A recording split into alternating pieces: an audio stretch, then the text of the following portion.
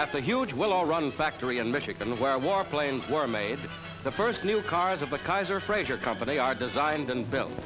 The first models are handmade and are the forerunners of hundreds of thousands which will be turned out under assembly line methods. These newest entries into the highly competitive automotive field go on display in New York.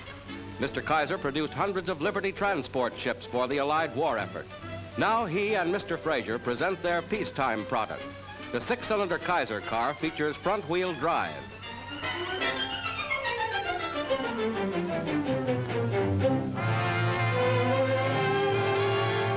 The 100-horsepower Fraser car is larger and heavier.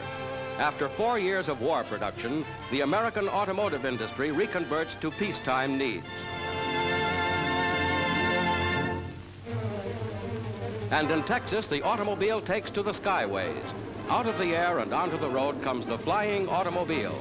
All the driver needs is 5 to 8 hours flying instruction and a pilot's license.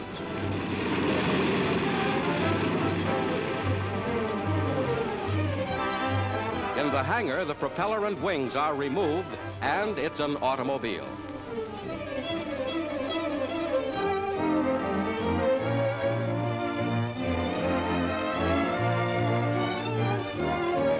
The flying automobile uses half as much gasoline on the ground as in the air, but is economical anywhere.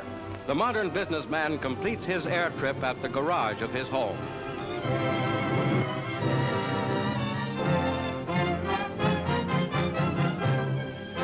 Modern science gives the automobile a lift at 120 miles an hour.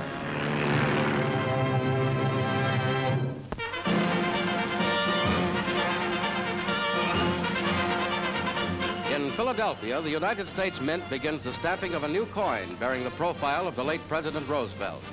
2,700,000,000 of these new 10-cent pieces are being coined. Mrs. Nellie Taylor Ross, Director of Coinage, inspects the new pieces and the original model.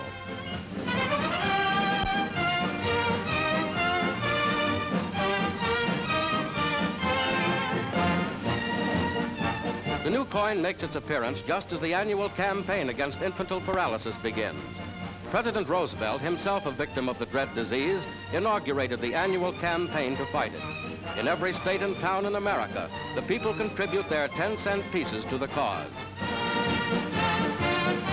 And in Washington, Mrs. Harry Truman and the President's daughter make their contributions.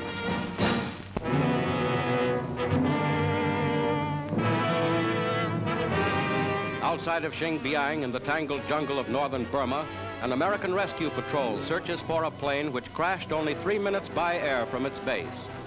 The wreckage is only 6 miles from the base, but it is a day-and-a-half trip for the rescuers. The pilot is found too badly injured to go back by trail, so an airstrip is hacked out of the stubborn, tangled jungle growth.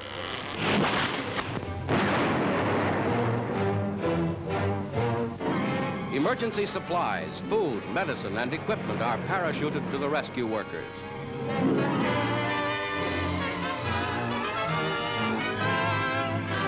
Expert medical care is given to the pilot, who must be strengthened before he can be evacuated. Using dynamite boxes as graders, the slow, painful construction of the small airstrip takes 2 weeks.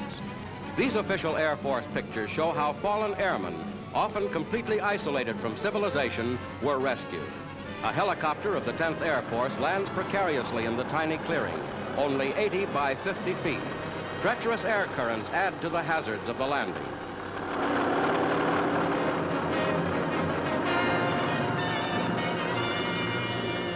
The injured pilot, carried in a litter, is strapped aboard the helicopter and dispatched to a base hospital for treatment and convalescence. During the war, hundreds of men were dedicated to the heroic and unsung task of saving life against almost insuperable odds.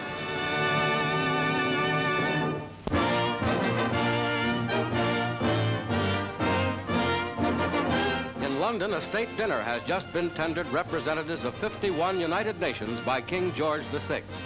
Delegates to the first General Assembly of the United Nations organization, here to convene a meeting that may well determine whether peace will prevail on Earth, whether the children of all the nations are to live. 25 years ago, the League of Nations was born, only to die of anemia in Geneva while men bled in Manchuria and Ethiopia. For the second time then in a generation, the wounded nations of a world convalescing from war have met to discover not only the means of their survival, but also their right to survival. Remembering the failure of the League, 5 years of battle and agony, and the implications of the atomic age, the delegates are realistic. But remembering these, they must also be prepared to surrender, if need be, certain sovereign rights to the common rights of man. Dedicated to humanity and hard common sense, they listen to Britain's Prime Minister, Clement Attlee. We realize, as perhaps never before, a choice is offered to mankind. Twice in my lifetime, a war has brought untold sorrow to mankind. Should there be a third world war, the long upward progress towards civilization may be halted for generations, and the work of myriads of men and women through the centuries be brought to naught. It is for us today, bearing in mind the great sacrifices that have been made, to prove ourselves no less courageous in approaching our great task, no less patient, no less self-sacrificing. We must, we will succeed. Under the global emblem of the United Nations, the General Assembly conducts its first piece of official business. Ballots are distributed for the election of a president, with the United States and Russia favoring the Norwegian delegate and Great Britain supporting Paul Spock of Belgium. The balloting proceeds.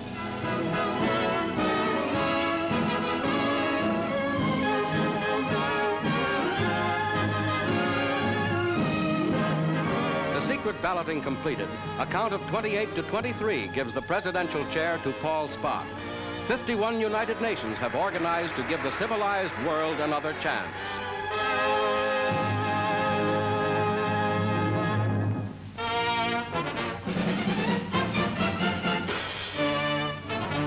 To the sunshine of Florida comes a distinguished vacationer, England's wartime Prime Minister Winston Churchill.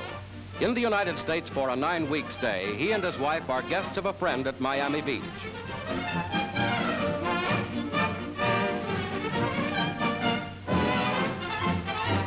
Included in the Churchill luggage is an easel and several canvases, on which the famous statesman plans to indulge his favorite hobby of landscape painting. Mr. Churchill grants the press an informal interview on his host's front lawn.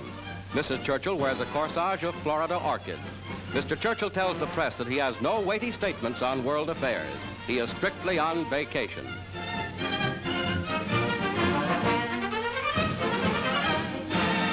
At nearby Hialeah track, the winter racing season reaches its peak as 30,000 turn out in this beautiful tropical setting for a day of sport. The day's big race is the $10,000 inaugural handicap.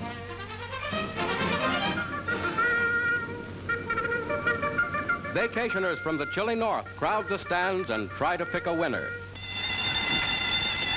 They're off. Fighting Don, the favorite, takes the lead.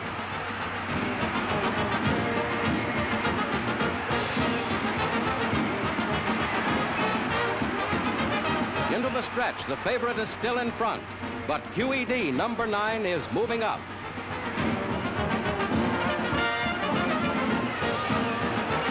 It's a close finish, and number 9 wins by a nose.